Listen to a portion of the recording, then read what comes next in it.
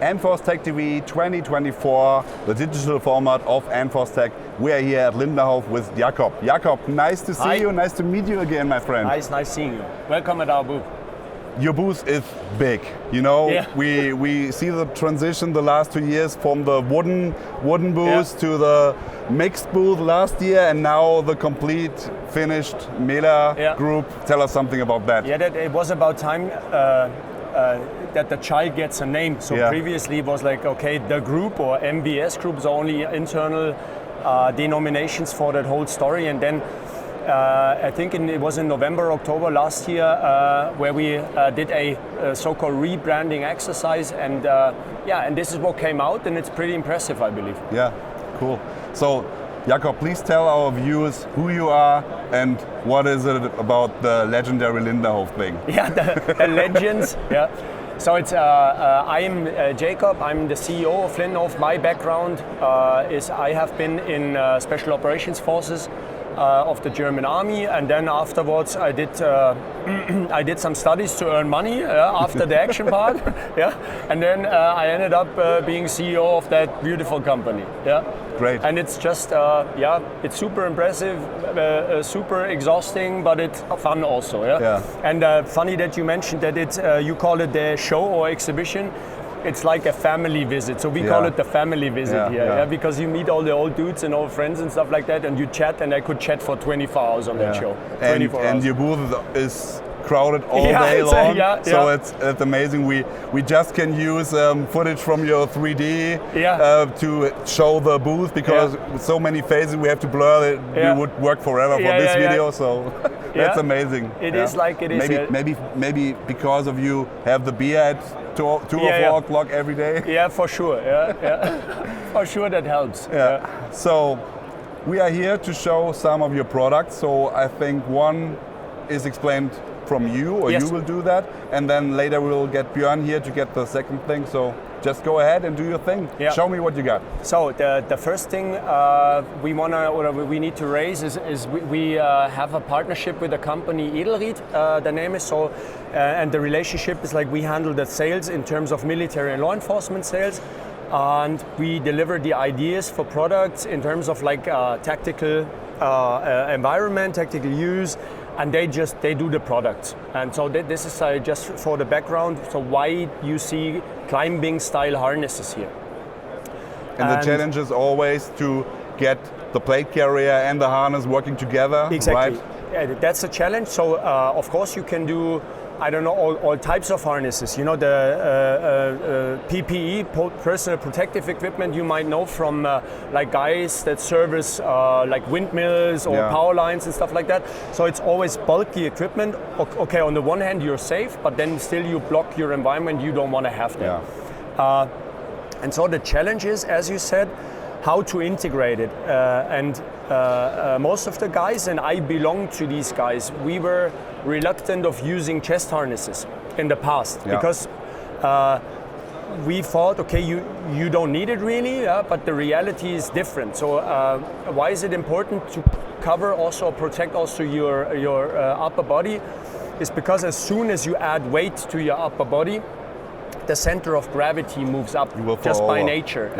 And just imagine, because everyone's always like, fully escalation is like, if I get hit, you don't have to get hit. Just imagine, I don't know, you get unconscious for some reason. So you lose your grip, then you tumble, and then most likely you can slide out of the hip harness. And so that's the reason why it's not very sexy, but I try to do it as much or as comfortable as possible.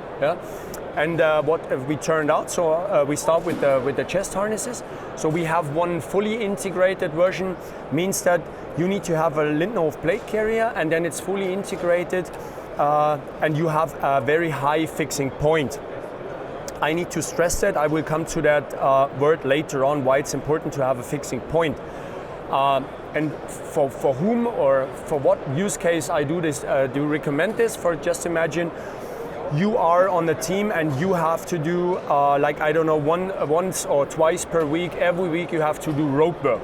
So you have to like, it needs to be integrated because you use it a lot. And then for these occasions or for these use cases, it makes perfect sense to have an integrated chest harness.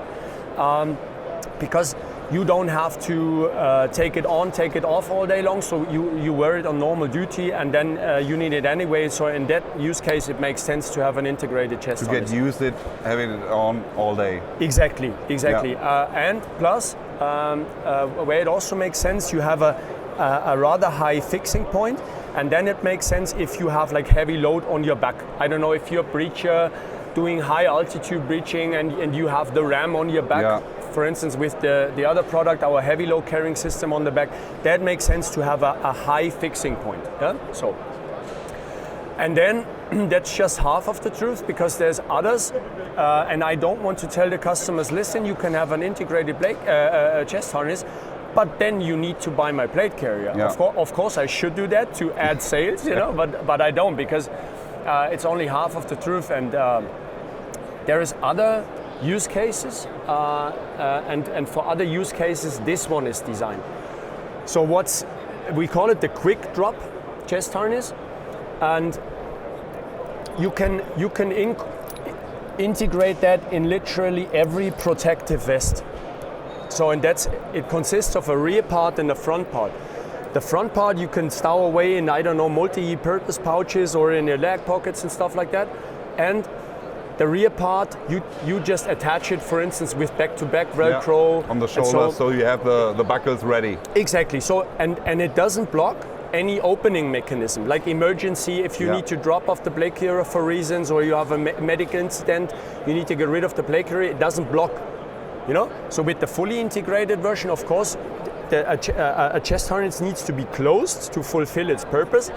And then, of course, our the Hakenschnalle, the Taktik buckle, is then, of course, obstructed. So the quick release functionality is gone at that point. So with that system, you could run around all day long. It doesn't hinder you. You can put the Cobra buckle up here if you wish, so it sits nicely on the shoulder. You can also extend it that it drops down here. So it's like as personal you want to do. Yeah. Exactly. And the way it is like that, you always want to avoid that something obstructs the shoulder pit, because you need to have the buttstock needs to have a nice weld on your shoulder. So, and if you need to put it on, it's just these two loops, and then you just go ahead and you just click it in, take it out of your pocket, and then you just close 4 buckles. If you want to help me on the other side, you just go like, close it, and then it's closed. And then, just by looking at it, you will recognize, and now I'm come back to the word fixing point. You don't really have a point here, and there's a reason for it. So this one is designed to give as much flexibility on a rope as possible. This one goes like nicely over pouches that are attached right there, like, I don't know, rifle magazine pouches, stuff like that. Plus, it gives you the opportunity to go into a horizontal position. Just imagine you want to breach a window. I don't know, you're the security guy with the pistol, and the other one has like the window charge and stuff like that. You need to turn quite a bit. And there's also like the differentiation to the fully integrated version. Just imagine you have a high fixing point, and you need to go horizontal. That just doesn't work. Almost impossible. Or you need to be like Superman and have like super functional, like me, actually. So I can do it, So, and you have like 2 loops. There's also a reason for that. So there's either like small guys, big guys. The other one is at some point of time you want to have a higher mount, like up here, then you use the long one. You want it to go shorter, you use the small one. Or if this goes, just imagine you have a SWAT team, and this is a pooled solution, you know? So you have pool equipment, I don't know, 100 guys, and then you have 20 sets, and then it is like it is. But you can also take it off. And this is how the system works. And it can freely move here. It moves left, right. For instance, now with the Beaner and the 8 here, you could choose, you could put it right there, but you could also use the low one. And see that system? So just imagine the guy tumbles down, and you will not drop out of that harness. And I try to be like as much still integrated into the equipment as possible. And of course there's like webbing all around, but anyway I try to design it to give as much like normal use as possible, like you would operate with your plate carrier every day in the shoothouse. And as you said, it works with every plate carrier system. So that's a good thing. Put it on and then you're good to go. So it's no rocket science. Once you're on the rope, you also have the functionality to just pull it tight, like one on the rear part and also on the front part. Just pull it tight and then you're nice and firm. So this one comes with Cobra buckles only, and it's according to the sports climbing norm. Just little explanation. There's the industrial climbing norm and the sports climbing norm. Industrial climbing norm, you have to have at least 40 millimeter wide webbings. And that is bulky, and I don't want to have bulky equipment. And this one fulfills the industrial norm also, but I can't certify it according to the industrial norm because this is 20 millimeter webbing. Any more confusion at the moment? No, that's fine. Okay. In addition, most probably lightest tactical climbing harness on the planet. It's also now ready.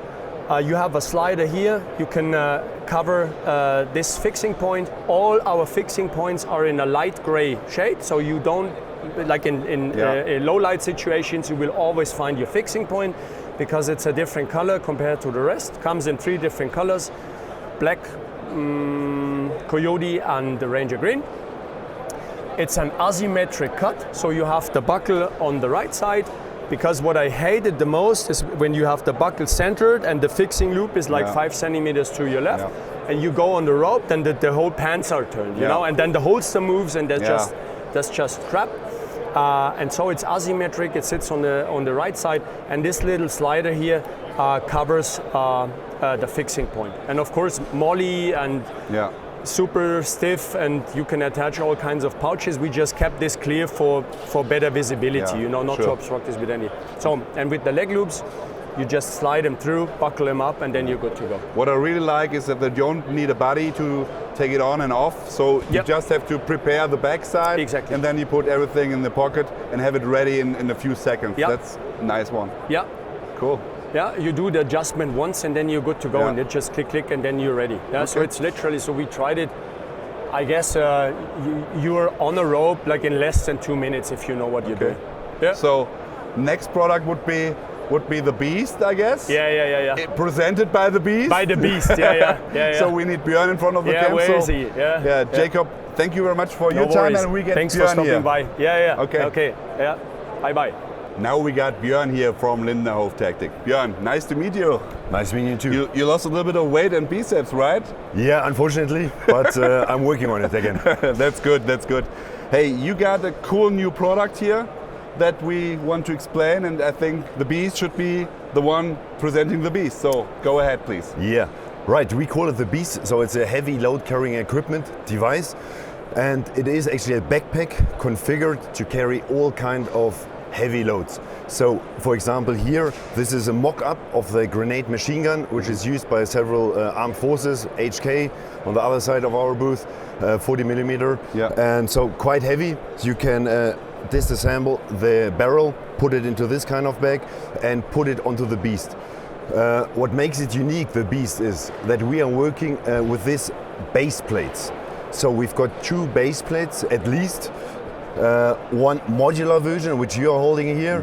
You can configure the setup for the equipment which you need to carry onto your mission in the way you want to do it. So we have them already in place in several different testings and also in operational environments, and we could actually literally pack everything on it. So from heavy machine guns up to breaching tools, up to grinders, really everything, chainsaws, whatever you can think of, it can be really configured in such a way that you can put it onto this base plate. This base plate is, of course, as it is only supposed to take up the grenade machine gun, with the interface specifically developed to take this heavy grenade machine gun launcher onto it. But you can put it on our frame in a couple of minutes. You are removing the pins on the sides, so we've got 2 pins on the side, one lower, one upper one. I can do it and show you afterwards. And then you have the base plate off the frame. You can have so different setups for different kind of materials, which you individually pre-configure, and what kind of mission is the next one. You just take the next base plate, put it on the frame, and are ready to go in a couple of minutes. That's a cool thing. So, like the zip-on panels for plate carrier, but for heavy duty exactly use. And heavy duty, that's why it made out of pins with very sturdy material. And what is also newly developed from our side is the frame as such. So we didn't use a different manufacturer frame and just put our things on top of it. We said no, we see some drawbacks on other variants. So we said we are going to use our own frame. So we developed it from scratch to be as close as possible to your back, the heavy load, so that it's really not there's no movement in any way if you are wearing it on your back, which I will display you later. And also you can take away the hip belt. So if you're working in combination with a combat belt, a battle belt, you need of course access to it, and then the hip belt will be in the way, so you can take it off, remove it, and wear it even without one, although it's not so comfortable as with the one. So a real enhancement for unmounted operations. So if you're on foot and have to carry all the stuff, that's great. Exactly. And you don't lose mobility, because I think some armies use something like a wagon pulling with you to have the heavy guns on it, but you know, that's not possible to move in small corners or something like that, right? Exactly, right. To be mobile and act accordingly, you need to be fast and mobile. Okay, great. Björn, that's it? Yeah, that's it. I will show you in detail later on. Yeah, perfect. Thank you very much for showing us the thing. We are finished here at Lindnerhof Taktiks at Enforce Tech 2024. We will have a look what's else new here on the show. And so take care. Bye-bye. Björn.